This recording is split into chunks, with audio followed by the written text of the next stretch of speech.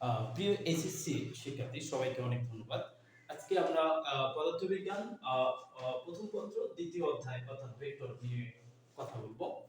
আজকের লেকচারটা খুবই ইম্পর্টেন্ট হবে এই কারণে আমরা যারা এসএসসি পদার্থবিজ্ঞান পড়বো এই চ্যাপ্টারটা এই অধ্যায়টি অর্থাৎ এত বেশি হেল্প করবে কারণ এই ভেক্টরের কনসেপ্ট ভালো মতো জানা না থাকলে বাকি যে চ্যাপ্টারগুলো আছে সেই চ্যাপ্টারে আমরা খুব ভালো করতে পারবো না। অতএব এই অধ্যায়টির গুরুত্ব অনেক বেশি। এই অধ্যায়ের খুঁটিনাটি অর্থাৎ all the pros and cons of this chapter you must have to know. এই অধ্যায়ের যত কিছু আছে যাবতীয় সবকিছু যদি আমরা খুব ভালোভাবে বুঝতে পারি বা জানতে পারি তাহলে বাকি যে চ্যাপ্টারগুলো আছে সেই চ্যাপ্টারগুলো আমাদের জন্য অনেক ইজি হয়ে যাবে। তো ঠিক আছে প্রিয় শিক্ষার্থী, আর কথা না বাড়িয়ে আমরা একদম চলে যাব মূল আলোচনা করবে। তাহলে আজকে আলোচনার টপিকস হচ্ছে আমাদের পদার্থবিজ্ঞান প্রথম পত্র দ্বিতীয় অধ্যায় ভেক্টর। এই ভেক্টর পড়তে গেলে আমরা প্রথমে রাশি সম্পর্কে জানতে হবে। রাশি, ভৌত রাশি সম্পর্কে জানতে হবে। ভৌত রাশি আমরা কাকে বলবো? ভৌত জগতে যা কিছু পরিমাপ করা যায় তাকে আমরা রাশি বলি। অর্থাৎ ভৌত জগতে যে যা কিছুকে পরিমাপ আমরা করতে পারবো তাদেরকে আমরা ভৌত রাশি বলবো। আর এই ভৌত রাশি দুই প্রকার হইতে পারে। ভৌত রাশি হতে পারে দুই প্রকার। একটা হচ্ছে মৌলিক রাশি আর একটা হচ্ছে লব্ধ রাশি। এক নম্বর হচ্ছে কি? এক নম্বর মৌলিক রাশি, দুই নম্বর হচ্ছে যৌগিক রাশি বা লব্ধ রাশি। যৌগিক রাশির আরেকটি নাম হচ্ছে লব্ধ রাশি। তাহলে মৌলিক রাশি আছে আমাদের 7টা। তাহলে মৌলিক রাশি আমরা কাদেরকে বলবো? ভৌত জগতে কোন রাশিগুলোকে আমরা মৌলিক রাশি বলবো? তাহলে ভৌত জগতে যে রাশিগুলো স্বাধীন এবং নিরপেক্ষ, যা অন্য কোনো রাশির উপর নির্ভর করে না, সেই সমস্ত রাশিকে আমরা বলি মৌলিক রাশি। এরকম আমাদের ভৌত জগতে মৌলিক রাশি আছে 7টি। কি কি সেই 7টি মৌলিক রাশি? আসলে আমরা একটু দেখে নেই 7টি মৌলিক রাশি কি কি। এক নম্বর হচ্ছে ভর, দৈর্ঘ্য বা দৈর্ঘ্য, দুই নম্বর হচ্ছে ভর, সময়, 4 নম্বর হচ্ছে তাপমাত্রা, 5 নম্বর হচ্ছে দীপন তীব্রতা, তীব্রতা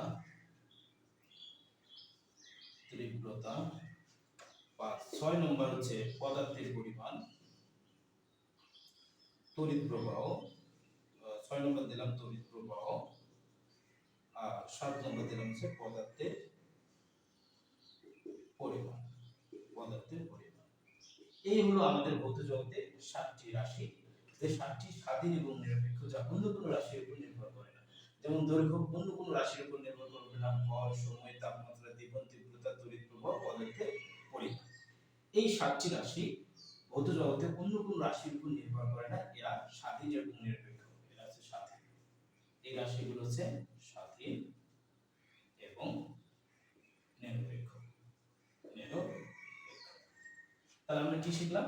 ভৌত জগতে যে রাশিগুলো স্বাধীন এবং নিরপেক্ষ, যা অন্য কোনো রাশির উপর নির্ভর করে না, তাদেরকে আমরা মৌলিক রাশি বলি। এরকম মৌলিক রাশি আছে আমাদের কয়টি? 7টি। এবার যৌগিক রাশি আমরা কাকে বলবো? ভৌত জগতে যে রাশিগুলো দুই বা ততোধিক রাশির উপর নির্ভর করে সেই রাশিগুলোকে আমরা বলি যৌগিক রাশি বা লব্ধ রাশি। যৌগিক রাশি যেমন আমরা एग्जांपल দিতে পারি, যেমন ক্ষেত্রফল একটি যৌগিক রাশি। কেন? কারণটা হচ্ছে এই ক্ষেত্রফল হচ্ছে দৈর্ঘ্য এবং প্রস্থ, এই দুইটা জিনিসের উপর নির্ভর করে। যেমন আয়তনটা হচ্ছে আমাদের একটা যৌগিক রাশি বা লব্ধ রাশি। এই আয়তনটা আবার নির্ভর করে দৈর্ঘ্য, প্রস্থ এবং উচ্চতা। আবার ধরো বল হচ্ছে একটা হচ্ছে যৌগিক রাশি বা লব্ধ রাশি। এটা হচ্ছে ভর এবং ত্বরণের উপর নির্ভর করে। তাহলে আমরা দেখতে পেলাম বেশ কিছু एग्जांपल হিসেবে যে যৌগিক রাশি বা লব্ধ রাশি আমরা কাদেরকে বলবো। ভৌত জগতে যে রাশিগুলো স্বাধীন এবং নিরপেক্ষ নয়, যেগুলোকে প্রকাশ করতে গেলে দুই বা ততোধিক রাশির আমার প্রয়োজন হয়, তাদেরকে আমরা বলবো যৌগিক রাশি বা লব্ধ রাশি। এবার আমরা দেখব প্রকাশের উপর ভিত্তি করে এই ভৌত রাশিগুলোকে কয় ভাগে ভাগ করা যায়। প্রকাশের উপর ভিত্তি করে, প্রকাশের উপর ভিত্তি করে প্রকাশের উপর ভিত্তি করে আবার ভৌত রাশি হইতে পারে আবার দুই রকম। কয় রকম হইতে পারে? দুই রকম হইতে পারে। একটি হচ্ছে স্কেলার রাশি, অপরটি হচ্ছে ভেক্টর রাশি।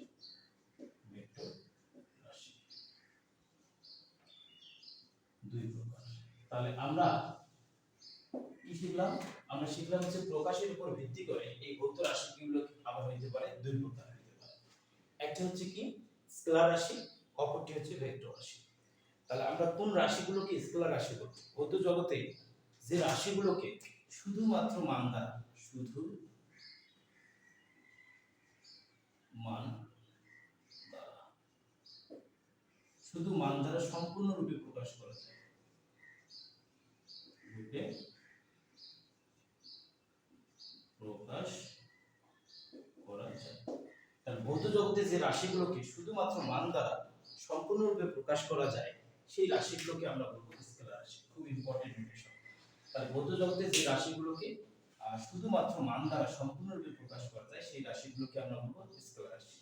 আমরা যদি দুই একটা एग्जांपल দেখি, ধরো एग्जांपल হিসেবে আমরা নিতে পারি দৈর্ঘ্যকে আমরা নিতে পারি। যেমন দৈর্ঘ্য, যেমন কোনো কিছুর দৈর্ঘ্য, একটি বস্তুর দৈর্ঘ্য 5 মিটার, আর কোনো কিছু বলতে হয় না। দৈর্ঘ্য, সময়, ভর, তাপমাত্রা, কাজ, হ্যাঁ, তারপর হচ্ছে চাপ, চাপ, তারপর হচ্ছে তাহলে দৈর্ঘ্য, সময়, ভর, তাপমাত্রা, কাজ, চাপ, আর একটা হচ্ছে তোমার কি কি আসবে, জড়তার, জড়তার ভ্রামক। এই জড়তার ভ্রামক আমরা আলোচনা করব কেন এটি স্কেলার রাশি।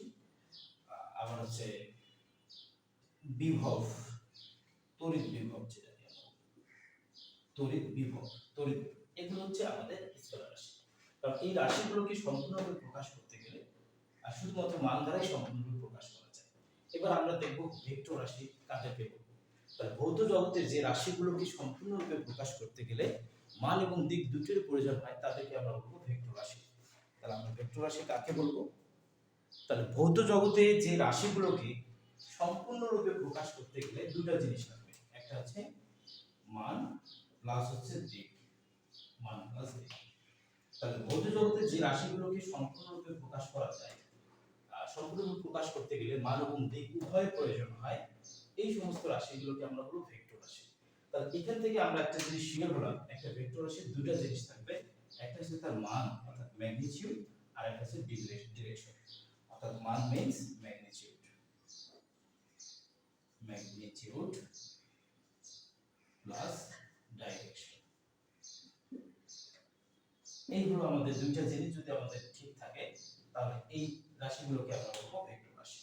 অর্থাৎ ভৌত জগতে যে রাশিগুলোকে সম্পূর্ণরূপে প্রকাশ করতে গেলে আমাদের এই দুইটা জিনিস লাগবে, অর্থাৎ মান এবং দিক দুটোই লাগবে, তাদেরকে আমরা বলবো ভেক্টর রাশি।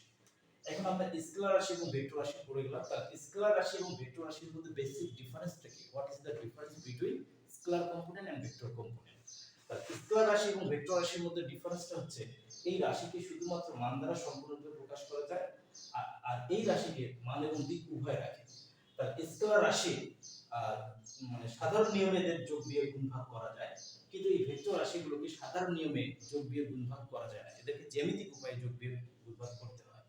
ওকে, তাহলে স্কেলার রাশির আমরা কিছু বৈশিষ্ট্য বা উদাহরণ হিসেবে एग्जांपल হিসেবে দেখতেছি দৈর্ঘ্য, ভর, সময়, তাপমাত্রা, কাজ, চাপ, জড়তার ভ্রামক, তড়িৎ বিভব। তাহলে ভেক্টর রাশি আমরা বেশ কয়েকটা एग्जांपल নেই। যেমন ভেক্টর রাশিগুলো হইতে পারে এরকম, যেমন মনে করো বেগ।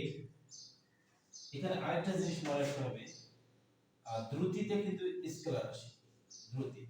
তাহলে বেগ, তারপর হচ্ছে বল, ত্বরণ, সরণ। আচ্ছা, ত্বরণের পর আমরা মন্দন লিখে দিলাম, মন্দন।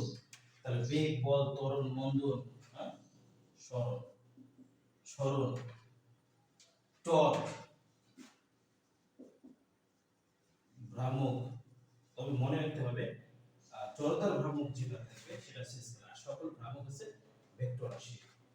প্রাবল্য, প্রাবল্য হচ্ছে ভেক্টর রাশি। যতগুলো প্রাবল্য আছে, প্রাবল্য আমরা তিন প্রকার পাবো, তড়িৎ প্রাবল্য পাবো, চুম্বক প্রাবল্য পাবো, মহাকর্ষীয় প্রাবল্য পাবো। তাহলে প্রাবল্য, তারপর হচ্ছে ভরবেগ, ভরবেগ, কৌণিক ভরবেগ, কৌণিক ভরবেগ। ওকে, তারপর হচ্ছে আমাদের কি আসলো, বেগ, বল, ত্বরণ, মন্দন, সরণ, টর্ক, ভ্রামক, প্রাবল্য, ভরবেগ, কৌণিক ভরবেগ। হ্যাঁ, তারপর এখানে আসবে পৃষ্ঠটান, পৃষ্ঠটা, তড়িৎ ক্ষেত্র, হ্যাঁ, এগুলো হচ্ছে আমাদের সাধারণত এক্সাম্পল অফ দা ভেক্টর রাশি। তাহলে এই ভেক্টর রাশিগুলোকে মনে রাখতে হবে, কারণ এমসিকিউ আকারে আসে যে নিচের কোনটি হচ্ছে ভেক্টর রাশি। তা আসো আমরা একটা ছোটখাটো একটা শর্টকাট টেকনিক মনে রেখে, অর্থাৎ জাস্ট আর কিছু না, ভেক্টর রাশি মনে রাখার একটা কৌশল। তাছাড়া আমাদের প্রত্যেকটা ভেক্টর রাশি এক্সাম্পল হিসেবে আমরা যখন শিখবো তখন আমরা বুঝে যাবো অ্যাকচুয়ালি কেন ভেক্টর রাশি। তাহলে আমরা একটু ভেক্টর রাশিগুলোকে মনে রাখার একটা মানে ছন্দ আমরা লিখি, যে কোন ছন্দের মাধ্যমে আমরা ভেক্টর রাশিগুলোকে মনে রাখতে পারি। ধরো ভেক্টর রাশি মনে রাখার কৌশল আমরা এখন শিখব যে ভেক্টর রাশি মনে রাখার কৌশল। তাহলে কোন কৌশলের মাধ্যমে আমরা এই ভেক্টর রাশিটা মনে রাখতে পারি? দেখো, একটা স্ট্রাকচার আমরা সূত্র আমরা লিখব এখন, এটার মাধ্যমে আমরা মনে রাখতে পারি। যেমন ভবে সব প্রিয়তম ভাসে টুনির তিতা ব্রেক। এখানে এই ভতে আমরা পাবো ভরবেগ। তাহলে ভরবেগ হচ্ছে রৈখিক ভরবেগ হতে পারে, কৌণিক ভরবেগ। ভরবেগ আছে দুই রকম, একটা হচ্ছে রৈখিক আর একটা আছে কৌণিক ভরবেগ। কৌণিক মাথায় রাখতে হবে। আর এই বতে হচ্ছে